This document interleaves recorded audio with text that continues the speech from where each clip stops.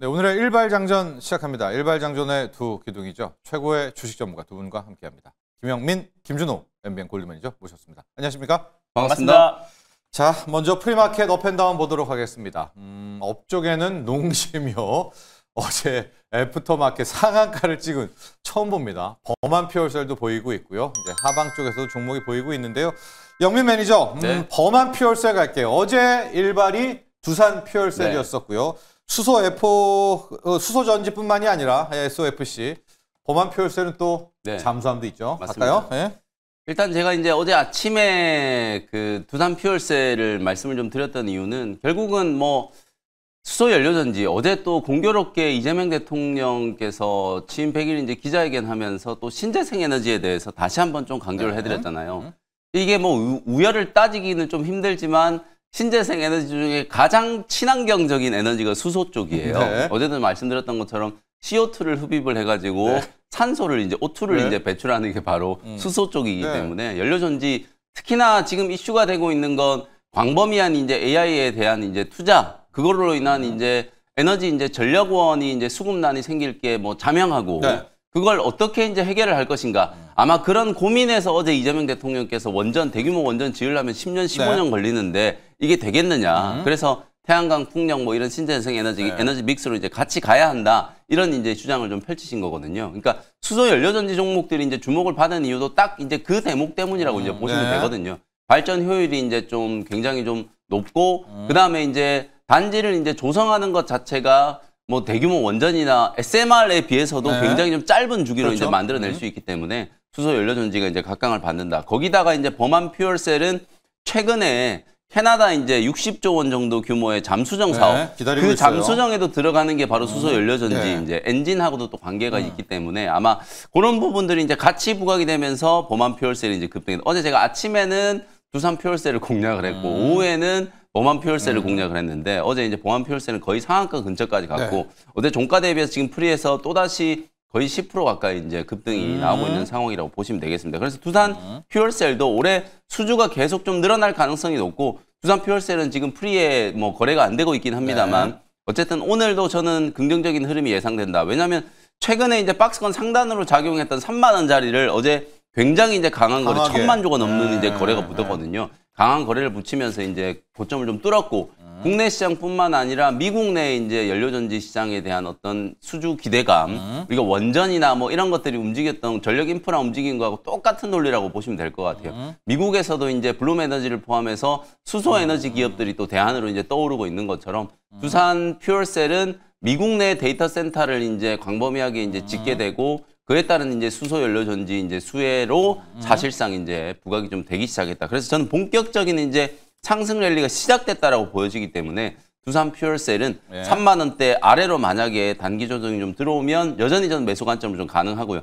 목표가 제가 어저께 한 3만 3천 원 정도 말씀 좀 드렸던 것 같은데 오히려 목표가를 좀 더 올려야 될 것 같아요. 이 중기 관점으로는 4만 원 이상까지도 한번 보자. 월봉 차트 한번 보시면 아직도 그냥 무릎의 위치라고 제가 분명히 말씀드렸잖아요. 어제도 월봉 차트를 보여드렸었는데 지금 이렇게 놓고 보면은 주가는 아직도 굉장히 좀 바닥이다. 이게 적어도 한 4만 원 이상까지 가는 상승 파동은 충분히 좀 연출이 좀 될 수 있지 않을까 이렇게 말씀 좀 드려보겠습니다. 자, 범한 퓨얼셀 또 두산 퓨얼셀 봤고요. 이어서 준호 매니저 일발로 바로 돌입해 보도록 하겠습니다. 자, 오늘의 일발 어디로 향할까요? 저 간밤에 이제 뉴욕 증시에서 오랜만에 이제 사실상 오라클의 어떤 이제 폭등 이후에 어제는 좀 약간의 좀 차익 매물이 출해되면서 지금 엔비디아나 이제 브로드컴 같은 AI 관련된 수혜 종목들이 전체적으로 좀 쉬어갔고 시장 상승을 이제 간만에 경행했던 게 이제 M7 기업 중에 이제 테슬라였습니다. 그래서 테슬라가 실제로 좀 ESS도 메가팩 사업을 더욱더 확장해 나가겠다고 했고 또 거기서 플러스로 지금 이제 로보택시 관련된 이제 확장 속도가 굉장히 좀 빠르게 진행이 되면서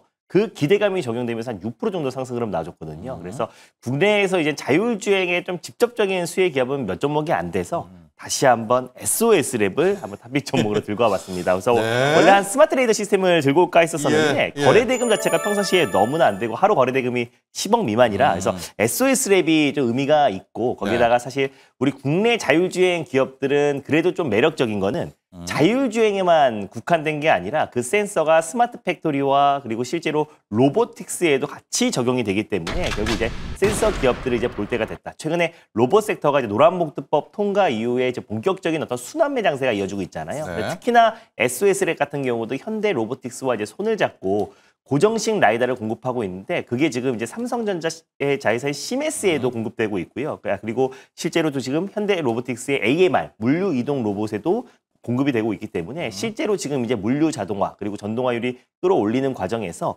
SOS랩의 라이더 센서 역할이 훨씬 더 커질 수밖에 없다고 보고 있습니다. 그래서 국내 유일한 라이다 기업이고요. 라이다는 이제 빛을 이용해서 거리를 측정하는 사실 센서 쪽에서 가장 진보된 기술이라고 보시면 될 것 같습니다. 원래는 회전식 라이더여서 가격이 굉장히 비쌌는데 고정식 라이다로 이제 한 수십만 원에 가깝고 또 대량 양산도 가능하기 때문에 실제로 이 고정식 라이다 쪽에서는 글로벌 탑 3 기술력을 가지고 있는 기업이 SOS랩이다라고 보시면 될 것 같습니다. 그래서 특히 텍사스 이제 오스틴 또 그리고 일부 지역에서 지금 최근에 시범 운행이 계속 확대되고 있는 상황인데 테슬라 이제 로보택시 앱이 지금 본격적으로 무료로 배포되고 있는 상황이기도 하고요. 그래서 일론 머스크가 연말 완전 무인 운행. 요즘에는 지금 이제 보조석에 안전 요원이 탑승을 하잖아요. 이제 아예 무인 운행이 이루어질 것이고 미국인 절반 이상이 로보택시를 경험하게 될 것이다라고 했던 게 웨이모도 지금 사람은 없습니다. 맞습니다. 왜냐하면 이제 지오펜스라고 사실상 지금 텍사스 오스틴 내에서 자율주행을 운행할 수 있는 일종의 어떤 펜스, 어떤 이제 지역을 설정을 해놨는데 지금 이제 구글의 웨이모 같은 경우는 꽤 오래됐잖아요. 근데 이제 최근에 테슬라가 진입하자마자 그 지오펜스의 확장 속도가 정말 빠르게 진행이 되고 있다라고 보시면 될 것 같고요. 그래서 샌프란시스코 지역을 비롯해서 지금 이제 애리조나 그리고 플로리드 그리고 또 이제 네바다 지역에서도 지금 시범 운행이 확대되고 있다라는 소식이 나와주면서 지금 6% 가까운 큰 시세가 지금 분출됐다. 그리고 거기에다가 한동안 지금 이제 자율주행 사업을 잠깐 멈췄었던 아마존 죽수도 지금 라스베가스에서 로보택시 운행이 개시됐다라는 소식이 나와주면서 구글의 웨이모, 그리고 이제 아마존의 죽수, 그리고 이제 테슬라의 로보택시가 본격적인 로보택시, 특히 자율주행 경쟁이 본격화됐다. 그래서 올해 지금 이제 테슬라의 또 이제 일론 머스크의 말대로는 지금 이제 무인 운행과 본격적으로 이제 그 미국 내 어떤 전역의 로보택시 관련된 시범 사업이 더욱더 확대될 가능성이 높기 때문에 우리가 자율주행 관심 종목들을 좀 볼 필요가 있는데 SOS랩 같은 경우는 현대차 로봇 사업의 가장 핵심 파트너사라고 보시면 될 것 같습니다. 그래서 올해 로봇 매출이 본격적으로 진행이 된다라고 보시면 될 것 같고 특히 현대차의 로보틱스 랩과 모바일 로봇용 라이다를 공동으로 좀 개발하고 있는 기업이다 보니까 아까 말씀드렸었던 이제 물류 이동 로봇에도 적용이 되고 또 실제로 아틀란스 로봇에도 라이다 센서가 공급될 수 있다고 봐요. 그러니까 테슬라는 이제 카메라 모듈을 한 9개 정도를 단다라고 보시면 될 것 같은데 웨이모 같은 경우는 레이다, 라이다, 카메라 모듈을 다 장착을 합니다. 그래서 아마존의 죽수도 마찬가지이기 때문에 이 자율주행 경쟁이 심화되면 결국 현대도 좀 라이다가 장착할 수밖에 없고 꼭 자율주행에 장착을 안 한다고 하더라도 결국 로보틱스 사업에도 계속 확장이 될 수 있기 때문에 현대차의 어떤 로보틱스 확장 그리고 올해 연말에 아틀라스 양산의 가장 큰 수혜 기업이 될 가능성이 높다고 보고 있어요. 그래서 이제 올해 라이다를 한 2,000개분 해당하는 로봇 1,000대에 대한 매출이 발생하기 시작했고 그리고 내년부터는 본격적으로 연 2,000대분의 매출이 이제 발생할 것으로 보여지기 때문에 올해 연말부터 본격적인 SOS랩의 로봇 매출이 좀 발생할 수 있다고 보고 있고 거기다가 자율주행 확장 그리고 웨이모 같은 경우도 현대차가 파운드리 사업을 하고 있잖아요. 그래서 결국에 파운드리 관련된 사업이 확장해 나갔을 때 결국 SOS랩의 라이다가 채택될 수밖에 없다. 왜냐면은 현대차와 공동으로 개발한 고정식 라이다이기 때문에 그래서 로봇과 또 자율주행 그리고 스마트 시티 그리고 결국 첨단 산업의 어떤 확장에 있어서 우리가 센서 기업들은 지금부터라도 관심 있게 볼 필요가 있다라는 관점에서 SOS랩을 탑표로 두고 봤습니다. 자 오늘 준호 매니저는 또 간밤 테슬라도 좋았었고요. 예, 자율주행의 SOS랩인데 요즘 미국 여행 특히 이제 샌프란시스코 갔다 온 분들 얘기 들어보면은 한 1년 반 전에 그 웨이모 탔던 거와 요즘의 웨이모는 맞습니다. 속도도 여러분 꽤 나고요. 이제 턴할 때도 옛날은 되게 머뭇거렸는데 그냥 쌩쌩 막 턴한다고. 그러니까 웨이모는 카메라에 라이다, 레이다 다단 그런 방식 아니겠습니까? 그래서 가격이 한 이제 2억 가까이가 되는데 일단 테슬라 같은 경우는 한 5천에서 6천만 원으로도 지금 완전제 가능하니까 확장성 부분에서 따라오지 못하고 있다고 보시면 됩니다. 자, 특히 자율주행은 로봇도 자율주행입니다. 공장에서는 자율로 다녀야 되니까. 맞아요. 가격 전략 보도록 할까요? 일단 뭐 가격 전략 같은 경우는 이제 충분한 저는 이제 가격 조정은 나와줬다라고 좀 보고 있어서 지금 가격대가 굉장히 매력적인 구간이라고 좀 판단이 되고 있습니다. 그래서 1,400원을 일단 매수가로 한번 잡아보도록 하겠고요. 그래서 목표가는 12,000원 부근대를 직전 고점 1차 목표가로 그리고 손절가는 8,900원 라인대를 설정해 보도록 하겠습니다. 자, 오늘의 주노맨저 일발 자율주행의 거의 국내 유일일 것 같습니다. 네, 라이다 시스템이죠. 맞습니다. 라이다 시스템의 SOS랩 같습니다. 자, 다시 프리마켓 업앤다운으로 가보도록 하겠습니다. 업쪽에 어떤 종목들이 눈에 들어오는지 한번 보도록 할까요? 자, 범한 표현을 다시 아까 했었고요. 네. 또 농심도 우리 계속해서 네. 뭐 해동은 효과. 어제 네, 제가 맞습니다. 프리마켓 상한가도 갔었고 또 어떤 종목들 보이는지 볼까요? 삼화전기. 네. 자, 영면 매니저 요즘에 무슨 MLCC 컨덴서 난립니까? 맞습니다. 뭐 삼성전기뿐만 아니라 계속 컨덴서예요. 실제로 이제 대장주 삼성전기가 어제도 뭐 독보적인 이제 상승세가 그쵸. 나타났잖아요. 그래서 저는 어제 우리나라 이제 선물 오신 동시만기일 날 과연 이제 삼성전기, 삼성전자, 하이닉스가 끝까지 이 상승세를 유지해 줄까? 요게 좀 관전 포인트 네. 중에 하나였거든요. 근데 아니나 다를까 오히려 이제 하이닉스는 막판에 이제 조금 누르고 동시호가에서 이제 삼성전자는 오히려 이제 좀 커버가 좀 되는 커버되고. 그런 분위기였고 삼성전기는 뭐 장 막판에 동시호가까지도 굉장히 굳건했어요. 한 4% 정도 이제 강세 흐름. 방금 설명해 줬던 것처럼 뭐 MSC를 필두로 삼성전기는 뭐 좋아지고 있는 게 워낙 많아요. 최근에 이제 네. 콘덴서 쪽 이슈도 많이 부각되고 있고 특히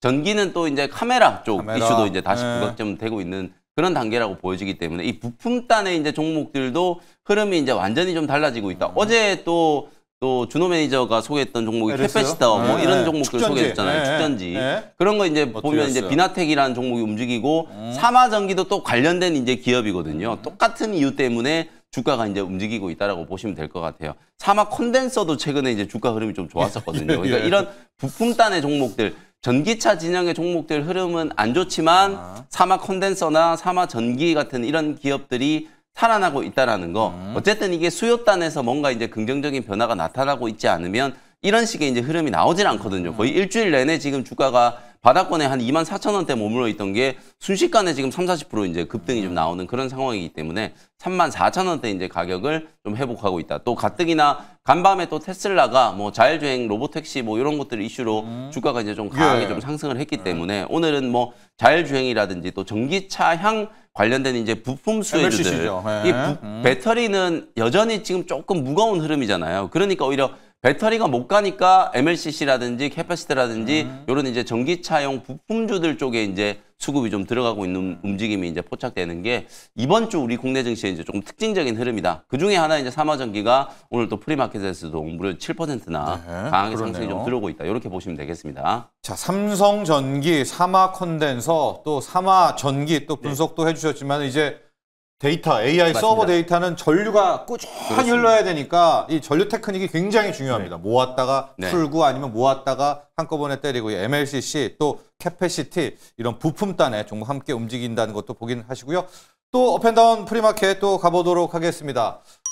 한선 엔지니어링 가야 될 것 같아요. 네. 준호 매니저 지금 뭐 떠도는 카더라긴 하지만 네. 세진중공업과 한진중공업의 이 팀이 네. 한선 엔지니어링으로 옮겨갔다. 느닷없이 저렇게 막 쭉쭉 뽑아요, 시세를. 살짝 블룸에너지 예. 관련해서 시세가 분출되면서 같이 올라갔던 부분도 있었지만 지금 이제 조선 조선 밑단의 기자재로 예. 좀 계속해서 지금 순환매가 돌고 있는 모습이에요. 이게 좀 끝날 듯 하지만 지금 계속해서 지금 시세가 분출되고 있고 뭐 한국카본을 비롯해서 뭐 세진중공업 뭐 네. 연일 뭐 시세가 이제 분출되고 있어서 사실 이제 신규 매수나 아니면 기보유자가 아닌 분들은 굉장히 좀 속이 탈 수밖에 없는 그래서 언제까지 이게 시세가 분출될까? 결국 계속해서 조선 섹터 같은 경우는 앞으로 아직 진짜 실제로 이제 한미 이제 그 선박 건조 마수가는. 관련된 마수가 프로젝트가 시작된 게 아니고 실제로 또 이제 마수가 프로젝트에서 오히려 또 수혜를 받을 수 있는 또 삼성중공업의 어떤 이제 필두로 이제 기자재 기업들까지도 같이 좀 수혜를 받고 있는 상황이라서 우리가 이제 밑단의 이제 조선 기자재 섹터의 어떤 순환매는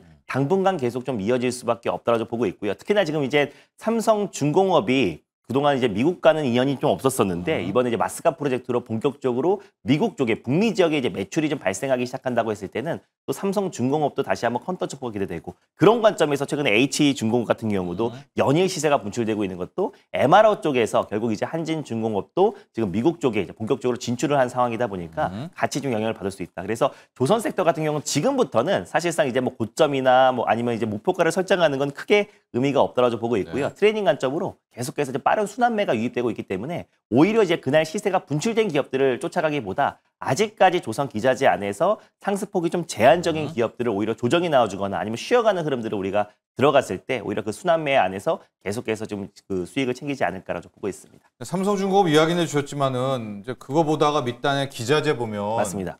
기자재로 무조건 가게 되는 거 아니겠습니까? 세진중공업의 동성화인텍의 오리엔탈 맞아요. 전공 지금 또 해주신 이거 한선 한선 엔지니어링. 엔지니어링 어떻게 해야 돼요? 여기에 몸을 실을까요? 이 변동성에 아니면은 뭐 삼성중공업 하나오션으로 가 있을까요? 뭐 실적으로 이제 마지막까지 살아남을 수 있는 거는 저는 그냥 하나오션과 네. HD현대 중공업이라고 이제 보고 있긴 한데 지금은 이제 그 수급이 워낙에 이제 신고가다 보니까 이제 강력한 매수가 유입은 안 되고 있잖아요. 네. 그러다 보니까 그 밑단에 이제 기자재 기업들로 좀 유입이 되고 있다라고 좀 보고 있는데 그래서 세진중공업 같은 경우도 사실상 시세는 계속 분출되고 있지만 다른 이제 엔진 기업들 대비해서 저평가로 통해서 강력하게 좀 시세가 들어왔었던 거고 또 실제로 지금 이제 삼성중공업도 마찬가지로 다른 이제 조선 3사 대비해서 상승폭이 좀 제한적이기 때문에 최근 들어서 이제 강한 매수가 유입되고 있던 점을 놓고 봤을 때 오히려 지금 이제 조선 밑단의 기자재 한번 맞습니다. 가볼까요? 그래서 네. 1승 같은 경우도 사실 연일 시세가 분출되고 있잖아요. 네. LNG 이제 재기화 설비 관련해서 공급하고 있는 기업인데 지금 이제 계속해서 연일 그 강력한 시세가 분출되고 있다는 점을 놓고 봤을 때 이제 조선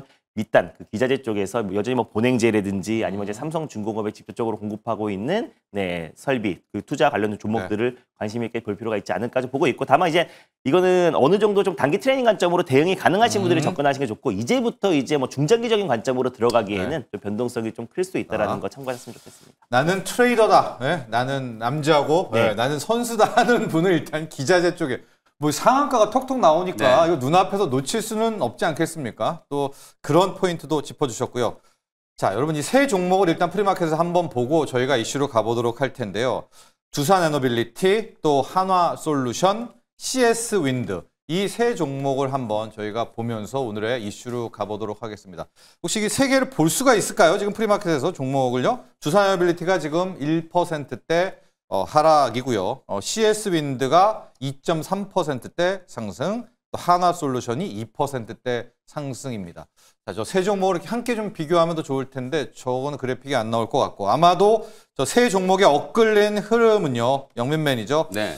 아까 잠깐 언급을 해주셨지만은 어제 이재명 대통령이 기자회견 도중에 저도 깜짝 놀랐습니다. 갑자기 원전에 대해서 15년 걸린다. 현실성이 없고 일단은 태양광 풍력, 신재생으로 가야 되지 않느냐.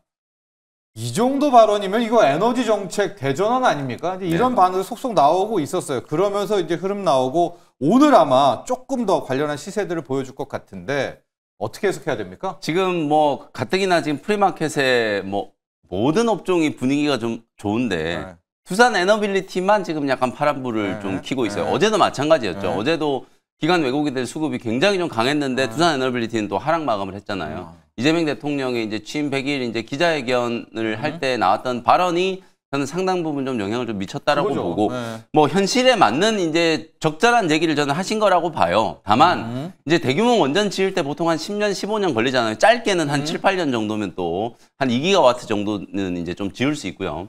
그래서 이제 사실 제가 AI 사이클과 지금 원전에 대한 이제 새로운 르네상스 얘기가 이제 다시 나온 거 이게 주기가 안 맞는 게 굉장히 좀 큰 문제라고 말씀드렸잖아요. 데이터 센터는 2027년과 2028년이 되면 웬만큼은 이제 건설이 좀 다 돼가지고 본격적인 가동이 돼야 되는데 원전은 대규모 원전은 지금 이제 지어봤자 2030년이 넘어가야 가동을 이제 볼 수 있는 거기 때문에 소용이 없는 거거든요.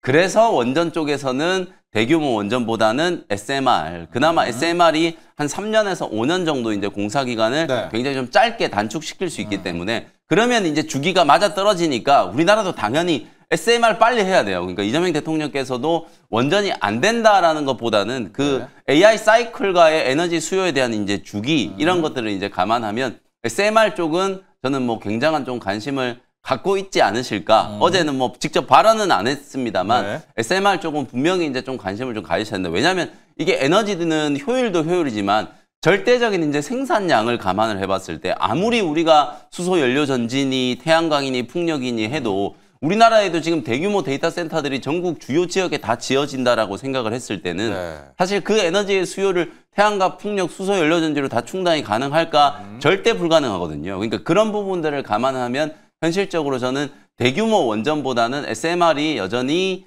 이 데이터 센터와 관련된 이제 에너지 수요의 가장 핵심적인 대안이다. 실제로 미국은 이런 기류가 이미 형성이 좀 되면서 올해 연말이 가기 전에 이제 SMR이 이제 착공이 될 거잖아요. 텍사스부터 이제 본격적으로 이제 착공이 좀 될 거기 때문에 우리도 그런 기류를 이제 감안한다라고 하면 뭐 어제 이재명 대통령이 이제 발언으로 두산 에너빌리티나 뭐 BHI, 현대건설, 태용 뭐 이런 종목들의 흐름 좀 안 좋았지만 요 기업들이 또 대부분 다 대규모 원전 수혜주이기도 하지만 또 SMR 수혜주로도 다 치환을 좀 시킬 수 있기 때문에 그런 부분들은 우리가 좀 감안을 해야 된다. 다만 뭐 발언의 내용만 놓고 보면 여전히 풍력, 태양광, 수소를 좀 봐야 되죠. 어제 말씀드린 두산 퓨얼셀, 범한 퓨얼셀, 그리고 방금 한선 엔지니어링, 어제 한선 엔지니어링 저희가 또 특징주로 짚어드렸잖아요. 이제 어제 막 상한가까지 이제 급등을 하는 그런 흐름이었기 때문에 수소 연료전지 쪽 새롭게 뜨고 있기 때문에 관심을 좀 가지셔야 돼요. 태양광 쪽은 저는 하나솔루션보다는 오히려 이제 국내 쪽 이슈가 강한 HD? 현대에너지, 네, HD 네. 현대에너지 네. 솔루션을 이제 보시는 네. 게 좋을 것 같고 풍력 쪽은 CS 윈드랑 어제 CS 오랜만에, 베어링, 네, 이런 베어링이. 종목들이 네. 바닥권에서 이제 꿈틀꿈틀 움직이고 있기 때문에 정책 모멘텀이 좀 부각됐을 때는 CS 윈드랑 그다음에 CS 베어링 같은 종목들도 주목을 한번 해보실 필요가 있다. 뭐 하나 더 붙인다라고 하면 네. 대명에너지까지 이렇게 이제 한번 보시면 어제 이제 이재명 대통령이 이제 발언으로 신재생 에너지 쪽이 어떤 정책 수혜가 부각됐을 때는 요 그룹 안에서 충분히 이제 승부를 좀 볼 수 있지 않을까 이렇게 말씀 좀 드려보겠습니다. 그러면은요, 준호맨이 네. 좀 더 현실적으로 두산 에너빌리티 비중이 네. 한 80%였고 네. 나머지들이 이제 20%였던 그런 투자자가 있다면 일단 이 발언을 조금 더 확인을 해야 되겠지만은 네. 그럼 두산 에너빌리티 비중을 좀 줄이고 네. 풍력이라든가 뭐 채울까요? 태양광을? 두산 에너빌리티 비중이 80%였으면 좀 센데 아, 일단 뭐 아무튼 그거밖에 없다. 네, 에너지는. 그거밖에 없다면 네, 없다면. 저는 그냥 가만히 한번 기다려보는 것도 어떤가. 아, 네. 신재생 가지 말고. 맞습니다. 왜냐하면 예. 이제 어차피 지금 팔아서 지금 그 트렌드에 쫓아서 이제 추격 매수하기보다는 예. 오히려 좀 두산 에너빌리티도 냉정하게 보면 또 해상 풍력 관련된 기업이에요. 그래서 해상 풍력의 터빈, 터빈. 비상 있으니까, 발전기를 터빈이. 해상 풍력 네. 발전기를 좀 공급하고 있는 기업이고 이미 지금 2017년부터 네. 계속해서 공급을 하고 있어요. 그래서 2005년부터 해상 풍력 사업을 시작해서 제주 탐라 그리고 서남해 그리고 제주 한림에 계속해서 공급하고 있고 특히 이제 대형 해상 풍력 발전기도 지금 이제 국산화에 거의 임박한 상태이다 보니까 결국 해상 풍력적으로도 좀 수혜이기도 하지만 또 이제 원전 그러니까 한마디로 에너지 믹스 어떤 정책 기조는 변하지가 않았잖아요. 근데 어떻게 보면 두산 에너빌리티가 이 에너지 믹스의 가장 핵심 기업이고 사실 이제 하나 솔루션 같은 경우도 정책 기조와는 안 맞게 최근에 좀 급락에 나아졌던 것도 2분기도 기대에 못 미치는 실적이 나왔지만 3분기 전망도 그렇게 좋지가 못했어요. 그래서 결국 이제 특히 트럼프 미 대통령이 계속해서 태양광과 이제 풍력 또 신재생 에너지 뭐 쓰레기다라고 할 정도로 네, 풍력은 진짜 싫어하죠, 맞습니다. 트럼프가. 그래서 결국에 네, 지금 골프장 이제 때문에. 신재생 에너지 트렌드가 이제 우리만 계속해서 독단적으로 계속 올라가기에는 좀 제한적일 가능성이 높다고 보고 있고 이제 사실 원전 르네상스 그 안에서도 SMR 같은 경우는 이제 건설 기간이 보통 3년 짧으면 3년 네. 이러다는 5년 정도 안팎에 이제 끝나기 때문에 그 SMR에 들어가는 이제 주기를 생산할 수 있는 기업은 전 세계에 10개도 안 된다라고 해요. 그 중에 대표적인 게 일본의 미쓰비시 중공업도 있고 프랑스의 이제 전력공사가 있는데 EDF가 있는데 그 중에서 이제 가성비와 그리고 기술력인 측면에서 두산 에너빌리티가 굉장히 높다고 합니다. 그래서 네. 앞으로 또 특히 뉴스케이 파워가 이 SMR 쪽에 가장 상용하는데 우리나라를 배제한다고 하더라도 미국 쪽에서는 SMR가 원전 사업이 확대되고 있는 상황이잖아요. 네, 네. 그랬을 때 결국 이제 두산 에너빌리티가 이제 뉴스케이 파워의 본격적인 이제 주기기와 또 기자재를 공급하기 시작한다고 했을 때는 개별 이슈만 본다고 하더라도 두산 에너빌리티가 좀 살아남을 가능성이 높다라고 보고 있습니다. 그리고 저는 여전히 한국과 미국 간의 이제 원전 동맹 그리고 실제로 트럼프가 우리한테 직접적으로 요청한 건 딱 조선하고 원전밖에 없잖아요. 근데 이제 그렇죠. 그 안에서 조선은 이미 막 그것도 지금 맞죠. 신고가 랠리가 나와주고 네. 있는데 아직은 원전은 여러 가지 어떤 노이즈로 아직은 상승폭이 좀 제한적이란 부분들이 오히려 두산 에너빌리티와 우리 국내 대표 기업들 중에 하나가 뭐 어떤 대규모 공급 계약을 체결하면은 그 투심은 정말 빠르게 회복될 수밖에 없다고 좀 보고 있고 거기다가 조인트 벤처 설립 관련해서 노이즈가 나왔지만 결국 설립하거나 설립을 안 한다고 하더라도 한국과 미국 간의 어떤 동맹 기조는 계속 이어질 수밖에 없는 거기 때문에 그 안에서 이제 SMR을 가장 대표하는 두산 에너빌리티 거기다가 해상 풍력 관련된 모멘텀까지 같이 더한다고 네. 했을 때는 지금 뭐 매도에서 바로 이제 풍력이나 태양광으로 가는 거는 조금은 시기상조다라고 보고 있습니다. 주도면 이사님이 설명 네. 잘해주셨지만 제가 좀 더 직관적으로 아무래도 우리 개인 투자자분들 두산 에너빌리티 보유하고 계신 분들이 너무 많기 때문에 네. 제가 너무 좀 많아요. 희망적인 메시지를 좀 드리기 네. 위해서 실제로 지금 조방원 중에 원전이 가장 조금 약하고 조선하고 방사는 그나마 좀 버티고 있는 이유는 네. 결국은 뭐 다른 거 다 떠나서 어차피 정권은 유한한 거잖아요. 이 정책적인 이슈보다는 업황이 저는 훨씬 더 좀 중요하다라고 보고 이미 이제 조선과 방산 쪽은 2, 3년 전부터 초호황 사이클이 진행이 되면서 엄청난 수주와 실적 발표를 할 때마다 예상치를 뛰어넘는 어닝 서프라이즈를 기록했잖아요. 네. 근데 원전주들 지난 2분기 때도 한번 보시면 두산 에너빌리티, 현대건설, 뭐 BHI 같은 이런 기업 일부를 제외하고는 네. 아직 실적은 보잘게 없는 게 대규모 원전 수주하고 그게 지금 우리가 원전 수주했지만 그게 2028년에 착공될 건데 네. 실제로 매출에도 2028년 이후에 인식이 될 거거든요.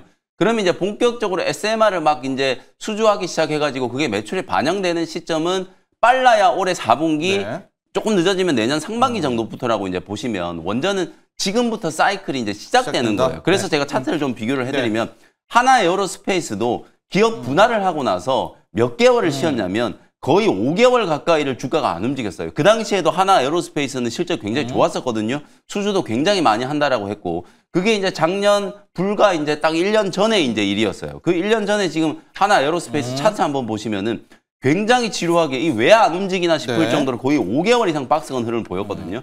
그때 가격이 40만 원이에요. 네. 근데 그 이후로 1분기, 2분기 연이어서 지금 어닝 서프라이즈를 기록하면서 하나 에어로스페이스가 어제 지금 100만 원 다시 넘었잖아요. 이런 흐름이 나타날 가능성이 높기 때문에 두산 에너빌리티도 지금 이 쉬고 있는 구간이 사실 이게 안 좋아서 쉰다라기보다는 뭔가 이제 좀 재료를 좀 기다리고 있는 단계다. 네. 한 3, 4개월 정도 옆으로 좀 들어놓고 있습니다만 요 기간 이후에는 하나 에어로스페이스와 같은 이런 이제 수준 모멘텀이 이제 재개가 좀 되면서 주가는 충분히 저는 뭐 10만 원 이상까지도 올라갈 수 있는 그런 이제 상승 탄력을 좀 보여주지 않을까 이렇게 이제 말씀을 좀 드려보겠습니다. 자, 원전이냐, 태양광이냐, 풍력이냐. 어제 이재명 대통령의 발언 이후로 저희가 투자 전략을 좀 세워봤는데요. 준호 매니저의 전략은 일단 원전은 네. 가만히 맞습니다. 가만히 둬라. 네. 가만히 두고 부안해동하지 네. 말아라. 지금 매도해서 바로 네. 넘겨타면 엇박자 나기 시작하면 엇박자 난다. 큰일 나기 때문에 네. 기다리게 날 수 있습니다. 영민 매니저도 SMR에는 두산 에너빌리티고 여기에 대한 모멘텀이 있다. 대신 가만히가 싫으신 분은 HD 현대에너지 솔루션 그렇죠. 정도? 요거 하나? 트레이딩은 할 수 있는 네, 거죠. 트레이딩으로는 HD 네. 현대에너지 솔루션. 가장 태양광에서 변동성이 크니까요. 맞습니다. 풍력은 좀 둬요. 풍력도 트럼프가 워낙 위험하니까. 풍력도 국내 이슈만 보면 CS 베어링 베어링으로, 정도는 괜찮을 것 윈드 같아요. 대신에 네. 베어링으로, 베어링 같은 회사지만요. 네. 이렇게 좀 이야기를 해주셨고, 아까 언급 중에서 하나 에어로스페이스를 아예 리뷰를 영문 매니저 네네. 가죠. 왜냐하면 네. 유럽 증시가 실은 프랑스 때문에 폭망하려는 거를 방산주가 그렇습니다. 그냥 살려버리더라고요. 우리 하나 에어로 갈까요? 이게 실제로 이제 유럽이 방위비 지출이 이미 늘어난다라는 게 최소 이제 GDP의 5%까지 이제 늘리겠다라는 게 일단 재정 정책으로 확정이 되어 있는 상태잖아요. 네. 근데 이제 최근에 아무래도 이제 평화협정 추진되고 러우 전쟁 끝나겠네. 거기다가 이제 독일에서부터 재정 적자에 대한 이제 우려들이 생기고 얼마 전에 또 우리 앵커님 브리핑 해주셨던 것처럼 프랑스의 어떤 정치적인 문제 네, 재정 위기. 예, 이런 네. 것들이 사실 복합적으로 이제 방산 종목들을 조금 짓눌렸는데 어느덧 하나 에어로스페이스 또다시 네. 사상 최고가예요. 어제 이제 100만 원 다시 이제 뚫었고 최고가가 103만 원이기 때문에 지금 한 2%만 더 올라가면 네. 또 사상 최고가 또 넘길 수 있는 그런 위치거든요. 그 정도로 지금 방산 쪽은 수주에 대한 모멘텀이 워낙 좀 강하다. 중동과 또 이제 서유럽 쪽뿐만 아니라 사실상 이제 뭐 미국 시장에 직접 이제 다이렉트로 이제 수출하는 품목들이 많이 늘어나지 않겠습니다만 유럽, 중동 그리고 동남아 지역을 이제 중심으로 우리 방산 기업들의 이제 수주가 계속해서 좀 늘어나고 이미 제가 일전에 이 하나 에어로스페이스를 이제 말씀드릴 때도 설명드렸던 게 지금부터 신규 수주가 나오지 않는다라고 하더라도 적어도 이제 향후 3년 동안에는 계속 실적이 좀 성장할 정도로 수주 잔고가 지금 32조 원 넘어가고 있다. 이런 말씀을 좀 드렸었거든요. 그런 이제 흐름들을 감안하면 매 분기 이제 실적 발표할 때마다 따박따박 이제 실적이 좀 잘 나오게 될 거고 또 60조 원 정도 규모의 캐나다 잠수정 사업 이게 최종적인 사업자가 뭐 우리나라 기업이 선정이 될지 안 될지는 아직 모릅니다만 어쨌든 직간접적으로 하나 에어로스페이스와 현대 로텐과 같은 이런 기업들은 분명히 또 반사 수혜를 있다. 이제 입을 수 있는 가능성이 네. 좀 있기 때문에 그 모멘텀도 같이 한번 이제 주목을 좀 해보신다라고 하면 하나 에어로스페이스 제가 그리고 실적에 대한 부분도 말씀드렸잖아요. 12개월 포워드로 봤을 때 내년에 영업이익이 지금 4조가 넘어갈 거거든요. 네. 근데 하나 에어로스페이스 지금 시가총액이 어제 종가 기준으로 보면은 시총이 불과 51조에 네. 불과하단 말이에요. 네. 그러면 내년도 12개월 포워드로 이제 계산을 해봤을 때 PER이 한 12배, 13배 이 정도밖에 안 되는 거예요. 15배는 안 돼요. 네. 로키드 마틴만큼 이제 밸류를 준다라고 하면 시총이 거의 한 70조 원 가까이 가야 되는 거예요. 그러니까 아직도 저는 상승 여력이 좀 많이 남아 있다. 이렇게 이제 전망을 해드리는 거고 기대감을 가지고 이제 하나에어로스페이스가 고점을 뚫으면 현대로템, 따라간다. 뭐 하나시스템 이런 종목들도 충분히 좀 따라갈 수 있는 가능성이 좀 있다. 이렇게 보시면 되겠습니다. 자, 또 요즘 폴란드하고 러시아 뭐 관계도 흉흉하고요. 유럽 증시에 이 정도로 방산주가 좀 갔고 우리 하나에어로도 지금 꿈틀대고 또 이야기해 주신 것처럼 하나에어로가 가면 밑에 딴 애들 싹 다 끌고 갈 수가 있기 때문에 오늘 방산주 모멘텀도 지켜보시기 바랍니다. 준호 매니저 리뷰는요. 산일전기하고 로봇의 SPG 두 종목을 가보도록 하면서 전반적인 업종까지도 한번 볼게요. 일단 뭐 사실 변압기 쪽은 우리가 지금 계속해서 좀 관심 있게 봐야 되고 데이터 센터 안에서도 지금 최근에 MLCC부터 시작해서 이제 어제 소개됐던 뭐 커피시터 그리고 또 이제 뭐 변압기 그리고 거기에 들어가는 이제 뭐 냉각 시스템 뭐 많은 맞습니다. 케이블 돌아가면서 지금 순환매가 돌고 있는데 거기에 이제 정점은 저는 결국 변압기가 될 수밖에 없다라고 보고 있고요. 그래서 최근에 이 관세 영향으로 사실 그 알루미늄과 그리고 또 이제 철강 관련된 추가 이제 파생 상품으로 한 400여 종의 어떤 이제 뭐 숟가락부터 젓가락까지 다 지금 관세가 부과돼서 변압기까지도 적용이 돼서 사실 미국 현지 내에서 생산하지 않는 기업들은 관세의 영향을 받을 수 있다고 보고 있는데 근데 일부 지금 일진전기와 산일전기 같은 이제 기술력을 갖고 있는 기업들은 오히려 이제 고객사들이 알아서 이제 가격 인상을 하고 일부도 관세를 부담하겠다라고 했어요. 왜냐면 이 변압기 쇼티지에 대한 상황이 너무 이제 심각해질 수가 있고 데이터 센터 확충과 노후화된 어떤 전력망 교체 작업에 있어서 결국 이제 변압기의 어떤 이제 가격 인상은 불가피한 상황이고 그거를 고객사들도 받아들이고 있는 상황이다 보니까 일부 지금 이제 관세에 대한 어떤 부분들을 고객사들이 떠안겠다라고 한 상태라서 사실 관세에 대한 영향도 변압기는 어느 정도 좀 미비할 수 있다라는 점. 그래서 결국 앞으로 변압기의 어떤 매출 성장은 지금 미국뿐만 아니라 유럽 그리고 중동, 동남아시아 너나 할 것 없이 지금 계속해서 지금 이제 확충하고 있고 데이터 센터 투자가 확대되고 있는 상황이라서 엔비디아가 앞으로 5년 뒤에 뭐 4조에서 5조 달러, 우리 돈으로 뭐 5,500조에서 6,000조 가까운 인프라 투자가 있을 수 있을 것이라고 전망을 했기 때문에 뭐 계속해서 우리가 변압기 쪽은 우리가 조성과 마찬가지로 슈퍼사이클에 이제 계속해서 어떤 흐름은 계속 이어질 수밖에 없다라고 보고 있습니다. 그 안에서 산일전기는 또 특수변압기 관련된 진입장벽이 굉장히 높은 부분에서 기술력을 가지고 있는 대표적인 기업이다 보니까 산일전기도 저는 그 신고가 랠리가 먼저 나왔잖아요. 제가 소개해드렸던 효성중공업 그리고 H전자일렉트릭이 먼저 신고가 나왔지만 순차적으로 LS일렉트릭, 일진전기, 산일전기 순으로 계속해서 순환매가 나올 수밖에 없기 때문에 지금도 저는 가격적으로 매력있다. 그래서 매수가 대비 한 12% 정도 살짝 올라갔지만 저는 직전 고점도 충분히 돌파할 가능성이 높다라고 보고 있어서 잘 모르겠다. 데이터 센터 확충과 AI 시대에 우리가 소외가 안 된다라고 했을 때는 결국 산일전기나 변압기 기업들은 오늘 살짝 쉴 수 있거든요. 어제 오라클이 또 쉬어갔기 때문에 그래서 오늘 오히려 쉬어갔을 때가 또 저로의 또 매수 기회가 아닌가 보고 있습니다. 자, SPG 짧게 생각할까요? SPG 같은 경우는 이제 삼성과 손을 잡은 액추에이터 전문 기업이잖아요. 근데 이제 최근에 뭐 사면이라든지 하이젠, RNM 대비해서 상승폭이 굉장히 좀 제한적이었는데 왜냐면 이제 삼성에서 본격적인 이제 로봇 관련된 이제 신성장 동력이라는 말은 늘상 해왔지만 뭔가 진짜 눈에 띄는 뭔가 보여주는 로드맵이나 심지어 앞으로 뭐 로봇 관련된 어떤 이제 뭐 비전 정도도 제시를 안 했어요. 네, 액션이 없어요. 맞습니다. 솔직히. 그래서 원래 사실은 하반기에 그 휴머노이드도 삼성만의 휴머노이드 로봇을 공개를 하겠다라고 했는데 그게 또 이제 차이필 미뤄지다 보니까 그래서 결국 삼성향 로봇 기업들이 생각보다는 좀 저조한 모습을 보여주고 있는데 저는 그래도 연말 안에 뭔가 이제 스탠스가 나오지 않을까라고 좀 보고 있고 그 밑단에는 레인보우 로보틱스의 일단 사명 변경부터가 어떻게 보면 삼성의 의지를 보여주는 게 아닌가라고 좀 보고 있고요. 그래서 최근에 노란보트법 통과와 그리고 이제 작년이었나요? 삼성의 이제 대규모 파업도 있었잖아요. 그래서 오히려 자동화율과 2030년에 이제 무인화 공장으로 지금 목표를 좀 세운 상태다 보니까 결국 SPG의 역할은 커질 수밖에 없다. 지금 현 시점에서도 레인보우 로보틱스의 감속기를 독점으로 공급하고 있고 삼성과 액추에이터로 공동으로 개발한 기업이다 보니까 역할은 커질 수밖에 없는데 결국 삼성의 이제 아직까지 뭔가 스탠스가 나오지 않고 있는 상황이다 보니까 SPG가 좀 저조했지만 오히려 좀 저가 매수와 아직 출발하지 않은 로봇 기업들을 관심 있게 보고 있고 난 좀 길게 보시는 투자 성향이라면 SPG 너무나 저로의 매수 기회가 아닌가 보고 있습니다. 그렇습니다. 앞서 산일전기 할 때 준호 매니저가 이야기를 해주셨지만은 이 변압기 쪽, 전력 인프라에 이제 그쪽에 들어가시는 분들은 어제 이재명 대통령 발언 나온 뒤에 뭐 신재생이든 원전이든 너네들끼리 피 터지게 싸워라. 결국 우리 변압기는 맞습니다. 그거 받아가지고 변압기 케이블은 제일 안전하다. 또 뭐 이렇게 맞습니다. 또 하시더라고요. 맞아요. 뭐 전력망 노후화 교체도 있고 있으니까 변압기는 계속. 아마 좀 그쪽에 승부가 싫으신 분들은 일로 와서 또 대기하시는 것도 뭐 특수변압기 쪽도요 좋을 것 같습니다. 자, 준호 매니저, 영민 매니저 오늘의 일발 가면서 살짝 간밤에 마이크론 폭등 얘기까지 맞습니다. 넣어서 한번 가보도록 하죠. 이제 일발 갈까요? 일단 뭐 오늘도 지금 프리에서 보면 반도체 종목들이 가장 주목을 좀 많이 받고 있고 간밤에 시티그룹이 또 마이크론 테크놀로지 목표가를 상향을 하면서 최근에 마이크론 주가 흐름을 보시면 정말 폭발적인 시세예요.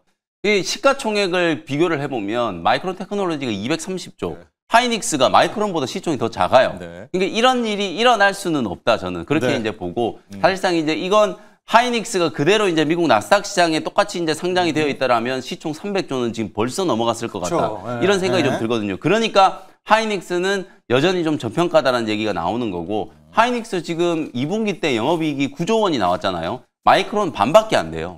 근데도 지금 시가총액이 마이크론이 더 높다는 거. 네. 다음 분기 지금 3분기 때 하이닉스 지금 실적 전망치가 계속 지금 높아지고 있거든요. 영업이익 전망치가 지금 11조 원까지 이제 증가가 좀 되고 있고 내년에 연간 한 40조 지금 벌 거라고 전망을 네. 하고 있기 때문에 네. SK 하이닉스 전 세계 모든 반도체 기업들 다 통틀어 봐도 가장 네. 저평가되어 있는 기업이다. 뭐 이렇게 말씀드릴 수밖에 없을 것 같아요. 그 50만 정도로 원 갑니까? 50만 원 뭐 저는 중기적 관점으로 충분히 좀 가능하다. 가능? 네. 만약에 밸류만 제대로 받을 수 있다면 충분히 저는 50만 원도 가능하다. 이렇게 이제 말씀을 좀 드리고요. 네. 그러면서 이제 마이크론 주가 급등과 함께 미국의 램 리서치, 어플라이드 머티리얼즈, KLA 이런 KL. 장비 종목들이 네. 다 급등했거든요. 그러니까 오늘도 당연히 전공정의 원익 IPS, 뭐 테스, PSK, 이오테크닉스 이런 종목들 잘 보셔야 되고 후공정 장비단까지 이제 관심을 좀 가지셔야 되는데 네. 장비는 이미 너무 많이 말씀드렸잖아요.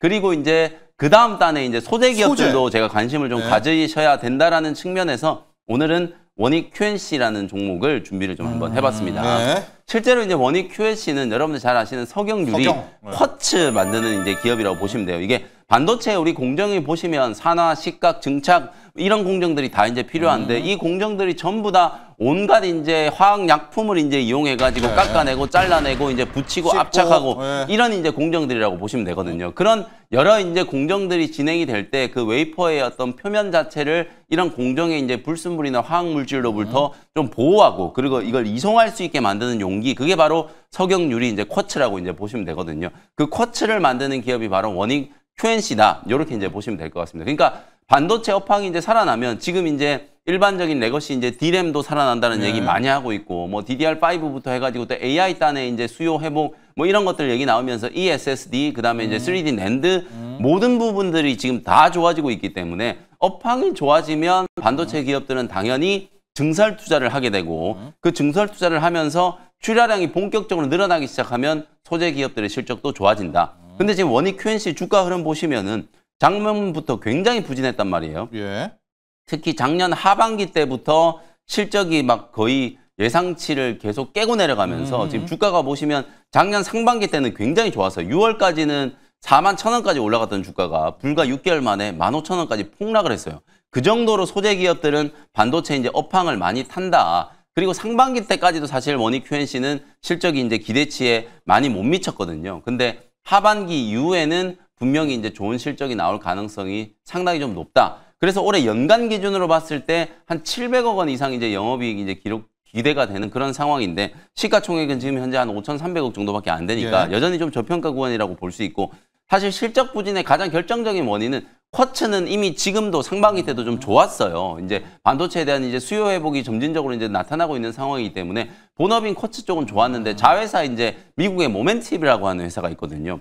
요 회사가 사실 이제 전기차에 이제 세라믹 파우더를 이제 공급을 하는데 이 전기차용 세라믹 파우더가 상당히 이제 고마진의 제품군인데 여러분들 아시는 것처럼 전기차 업황이 이제 부진하다 보니까 요쪽이 이제 실적이 이제 타격을 받은 거예요. 그러니까 항상 컨센보다 낮은 실적이 이제 나올 수밖에 없는 이유가 바로 이제 미국의 자회사 이 모멘티브의 연결 기준 이제 실적이 다 까먹고 있었다라고 생각하시면 되거든요. 근데 본업 자체가 지금 너무 좋아지고 있고 삼성전자가 지금 뭐 메모리 같은 경우에 D램 같은 경우에 지금 원C 공정 전환을 본격적으로 이제 추진하고 있잖아요. 그러면서 또 수요가 좀 늘어나게 될 거고 그리고 결정적으로 오늘 이제 미국의 반도체 장비 기업 중에 가장 좀 세게 급등한 램 리서치. 램 리서치가 바로 또 이 원익 QNC의 가장 대표적인 이제 미국 고객사라고 이제 보시면 되거든요.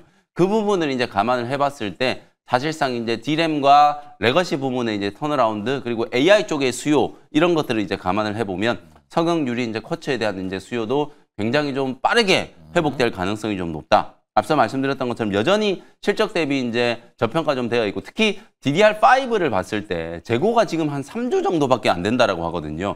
이게 사실 사이클을 감안했을 때 재고가 3주 정도면 이거는 무조건 증설 투자를 나서서 재고를 이제 확충해야 되는 이제 그런 상황이기 때문에 생산량이 급격하게 늘어나는 이제 구간에 원익 QNC처럼 이런 소재 기업들, 뭐 전공정의 핵심 소재 기업들 보면 동진 세미캠이라든지 또 솔브레인 뭐 이런 종목들도 네. 당연하고요. 네. 그다음에 이제 원익 QNC도 같은 이제 사이클로 움직일 수 있는 가능성이 있다. 주가가 워낙 지금 많이 빠져 있는 상태이기 때문에 뭐 바텀 피싱을 충분히 해볼 수 있는 그런 위치라고 이제 보시면 되겠습니다. 가격 전략을 조금 수정을 할게요. 예. 지금 프리에서 주가가 조금 튀고 있어가지고 21,000원 아래에서 이제 접근하는 전략으로 대응을 좀 해보시면 될 것 같고요. 목표가를 25,000원으로 원래 제가 24,000원 정도 이제 잡아왔는데 25,000원으로 조금 올려보고 손절가도 18,000원으로 조금 올려가지고 가격 대응 전략 참고하시면 되겠습니다. 자, 오늘 영민 매니저의 일발은 원익 QNC입니다. 이제 우리가 쿼츠, 석영, 유리 네. 쪽이었는데 방금 이야기해 주시면 이 자체가 잘못한 것보다는 그 전기차 회사 뭐죠? 모멘티브가 이제 네. 그 프리를 항상 깎아먹는 이제 그런 과정이었었다. 그런데 최근에 이쪽 라인에서도 막 카페티시, MLCC가 그렇죠. 가는 거와 회복되는 놈들이 마찬가지로 나오니까. 소재단까지 지금 와 있으니까 자, 그동안의 솔브레인, 동지세미캔 그 다음에는 원익, 네. 예, QNC까지도 한번 가보자 이야기 되셨고요. 앞서 준호 매니저의 일발은 라이다, 네, 맞습니다. SOS랩으로 오늘 공략했습니다. 자, 일발장은 여기까지 하십시오. 여기까지 하겠습니다. 성공 투자하십시오. 감사합니다. 고맙습니다.